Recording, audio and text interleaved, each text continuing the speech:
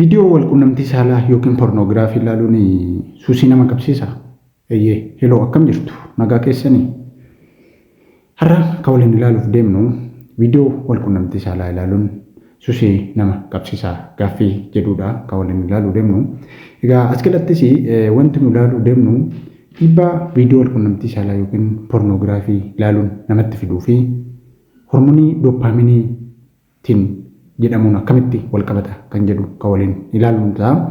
Kanatti aansuudhaan immoo hormoonii doopaaminiin maalinni kan jedhurree kan ilaallu ta'a. Kan biraa miidhaa waan inni jireenya keenya irratti fidu gargar qoonnee kan ilaallu ta'a.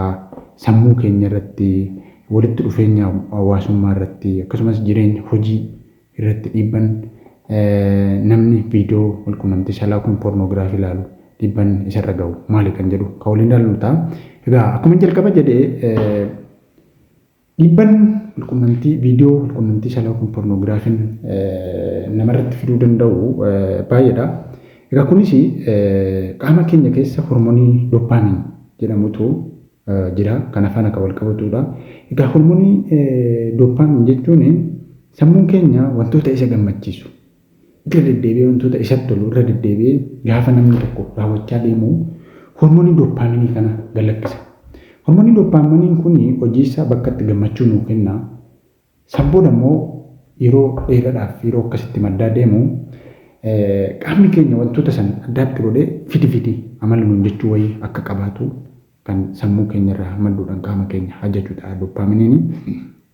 Egaa viidiyoo walquunnamtii saalaa yookiin pornoogiraafii ilaaluunis hormoonuma kana maddisiisuudhaan qaamni keenya wanta kana baree yookiin yeroo hundaa akka namni sun irra deddeebi'uun ilaalu suusiidhaan akka qabamu kan qabsiisu hormoonii dooppaamin jedhamu kanaadha. Egaa kan biraa kan nu ilaallu miidhaa walquunnamtii saalaa jireenya namaa irratti qabu tokkoon kan ilaallu ta'a. Egaa kuni gaaffii hin qabu. Wanti kamiyyuu wanti suusii qabu jireenya namarratti, jireenya hawaasummaa, jireenya dhuunfaa, jireenya jaalala fi jireenya hawaasummaa hojii irratti dhiibbaa wanni hin qabne hin jiru. Suusii amma nama qabsiisetti addattuu viidiyoo walquunnamtii saalaa yookiin pornoogiraafii ilaaluun sammuun keenya waan san qofa akka yaadu godha. Waan san addaatti godhe yookiin suusiidhaan qabame yeroo baay'ee waan san yaaduudhaan akka dabarsu wantoonni biraa wantoonni silaa noormaalii nama gammachiisuu danda'an akka nu gammachiisne godhuudhaan dhiibbaa jireenya dhuunfaa keenya irratti, jireenya gaa'ilaa irratti, akkasuma hawaasummaa fi hojii keenya irratti dhiibbaa adda addaa geessa. Adda qoqqoodnee yoo ilaalle sammuu keenya irratti maal fida? Akkuma dura isinii kaasee doopaaminiin kun sammuurraa madduudhaan qaamni keenya wanta barisan yookiin wanta nu gammachiisu san qofa yeroo baay'ee akka yaadudha. Fookasiin yookiin xiyyeeffannoon nuyi wantoota biraatiif kenninu akka gadi bu'u gochuudhaan qaamni keenya yeroo hunda taa'ee waanuma barre kana yookiin viidiyoo walquunnamtii saalaa yookiin pornoogiraafii kana akka ilaallu yookiin waanuma san akka yaadnu wanti sun qofti akka nu gammachiisutti waan soba ta'e akka dhugaatti akka amannu nu godha. Egaa kanaaf kan biraa walquunnamtii nuyi jireenya keenya keessatti qabnu yookiin walquunnamtii isa sirrii akka nu jibbinu nu godha.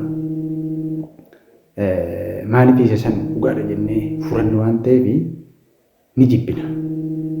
Isa sirrii jibbinee isuma sobaa kana dhugaadha jennee furannee akka nuyi itti amannee of amansiisnee waan san qofa yaadnu nu godha. Kan biraa jireenya hawaasummaa irratti.